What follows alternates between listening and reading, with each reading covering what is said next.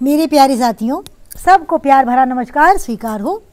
आज मैं अपने परिवार के एक प्यारे से बच्चे अजवीर सिंह की एक कविता आप लोग सुनाने आ रही हूँ। इन्होंने बड़ा प्यारा अपना आर्टिकल भेजा है। ये कहते हैं, हाँ जानता हूँ मैं और सभी भाइयों जैसा नहीं हूँ। हाँ जानता हूँ मैं कि मैं और सभी भाइयों जैसा नहीं हूँ। मजाक करने वाला, तुम्हें हंसाने वाला, तुम्हारे साथ झगड़ा करने वाला। हाँ मानता हूँ जितना खुश मिजाज औरों को दिखता हूँ, मैं घर में वैसा नहीं हूँ। पर जिसे परवाह भी नहीं हो तुम्हारी और घर की, मैं ऐसा भी नहीं हूँ। अक्सर यूँ ही कभी ख्याल आता है मन में कि तुम सोचती तो होगी, मैं तुम्हारे कामों में तुम्हारा साथ क्यों नहीं चलता। तुम सोचती तो होगी, मैं तुम्हारे कामों में तुम्हारे साथ क्यों नहीं चलता। ऐसा नहीं है कि मैं तुम्हारे साथ चलने में लज्जित महसूस करता हूँ। ऐसा नहीं कि मुझे लोगों की परवाह है कि वह हमें देखकर क्या सोचेंगे। बस चाहता हूँ कि तुम्हें समाज का हिस्सा बनाने के लिए बाप और भाई के सहारे की ज़रूरत ना पड़े। तुम्हें कभी एहसास ना हो कि मैं लड़की हूँ तो मैं ये नहीं कर सकती। तुम्हें आगे बढ़ने के लिए पीछे मुड़कर ये ना देखना पड़े कि मेरे साथ चलेगा या नहीं। तुम्हें आगे बढ़ने के लिए पीछे मुड़कर ये देखना ना पड़े कि कोई मेरे साथ चलेगा नहीं। और ना मैं हमेशा तुम्हारे साथ खड़ा रहने के लिए झूठे दिलासे तुम्हें दूंगा।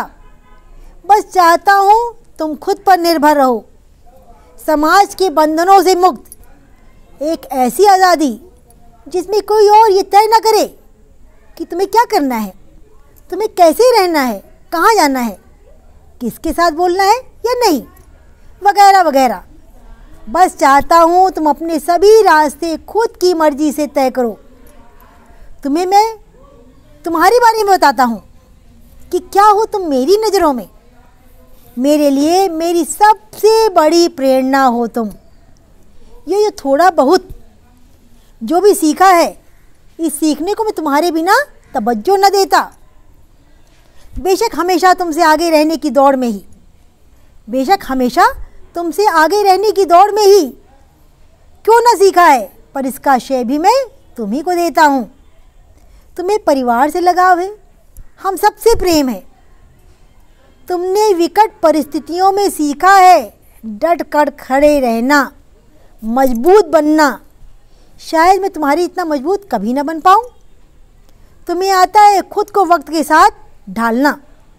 तुम्हें ख्याल रहता है पापा का, घर की मर्यादा का, इज्जत का। पर मैं तुम्हारे लिए अपवाद समझता हूँ। मैं नहीं दूंगा तुम्हें कभी भी संदेश मर्यादा में रहने के लिए। ना कहूँगा तुम्हें आगे जाकर औरों के अनुसार खुद को बदलने को। कहूँगा तुम्हें हमेशा वो ही बनकर रहने को जो असल में तुम हो और जो तुम बनना चाहती हो। तुम वो बनो। बस चाहता हूँ तुम आज़ाद ज़िंदगी जियो अपने हिसाब से, किसी पर आश्रित ना होकर नई नई उड़ानों को सिर उठाती रहो। एक खुले आसमान में जहाँ तुम्हारे साथ उड़े तुम्हारी ख्वाहिशें, तुम्हारे सपने, और तुम उन्हें पाने को अपने पंखों को फैलाती रहो। तो भाई हमें तो अजवीर की कविता बहुत अच्छी लगी। सही बताएं, हर पत्नी ऐसा ही पति चाहती है जो मेरी भावनाओं को समझे, मुझे आगे बढ़ने को प्रेरित करे। अब भाई ये तो भाई सही में बहुत ख़राब लगता है कि तुम्हें किससे बात करना है किससे नहीं। मतलब औरत को कोई आज़ादी नहीं। तो इन्होंने क्या कहा कि मैं तुम्हारे साथ इसीलिए नहीं चलता कि तुम आत्मनिर्भर बन सको। बहुत सुंदर विचार है इनके। हमारे स्कूल में हमारे एक मिश्रा सर हैं, केमिस्ट्री के टीचर आए हुए हैं, तो वो मुझसे कहते हैं, मिसेस मिश्रा मैडम, पत्नी तो पति के बिना अपना पूरा जीवन काट ले जाती है बिना किसी परेशानी की, लेकिन मैडम पति नहीं काट पाता है। मैंने कहा ऐसा कैसे सर, ऐसा कैसे हो सकता है। बोले अब मुझे ही देखो, मेरी पत्नी का 2 साल पहले स्वर्गवास हो गया। कैसे हुआ सर? बोले अरे उनको हार्ट अटैक हो गया था। बोले उसके बाद मैडम हमारा तो जीवन बिल्कुल जैसे ठप हो गया। घर में एक बेटी है, एक बेटा है। बच्चों से कितनी बात करें, कहाँ तक बात करें, क्या बात करें। सच कहता हूँ मैडम, मेरी पत्नी थी, मैं कमा के लाता था, सारा पैसा उसके हाथ में दे देता, और मुझे नहीं पता कब उसने राशन पानी घर में भरा लिया, कब उसने सारे काम निपटा लिए। अब अपने कपड़े खुद धोता हूँ, बहुत खलता है। मेरी पत्नी हमेशा मेरा ख्याल रखती, मेरे कपड़े धुले होते, प्रेस होते, जूते में पॉलिश होता, सॉक्स ढूंढ के रख देती, जुराब हाथ में दे दी। मेरा काम था केवल पढ़ाना। बड़ा निश्चिंत भरा जीवन था मैडम। मैंने कहा सर और आपकी पत्नी कैसी थी? सुबह उठ के पूजा पाठ करना, घर साफ करना, घर में सभी का ध्यान रखना। लेकिन न जाने क्यों मैडम विधाता ने उनको मुझसे छीन लिया, और अब तो उनके बिना जीवन कटना बड़ा मुश्किल लगता है। लेकिन क्या करें, जीवन तो जीना ही है।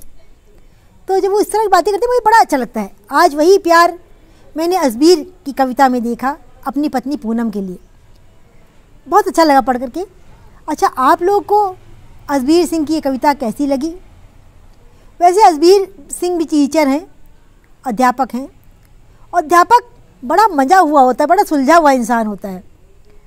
तो भाई इनकी भावनाएं, इनकी कविता, इनका अपने पत्नी के प्रति उद्गार, उसकी इज्जत, उसका प्यार करना मुझे बहुत अच्छा लगा। मैं तो चाहती हूँ मेरे इस ममता की माँ परिवार में जितने भी सदस्य हैं, जितने भी बेटे हैं, बेटियाँ हैं, सब आपस में एक दूसरे से भाई बड़े प्रेम से रहो। कहते ज़िंदगी की डोर बड़ी कमज़ोर, न जाने कौन कब कहाँ किससे बिछड़ जाए। तो आप लोग को असबीर सिंह की ये कविता कैसी लगी, आप लोग कमेंट बॉक्स में लिख के बताना। अच्छा भाई, इन्हीं शब्दों के साथ अब मैं अपनी वाणी को विराम देती हूँ। सबको टाटा बाय बाय।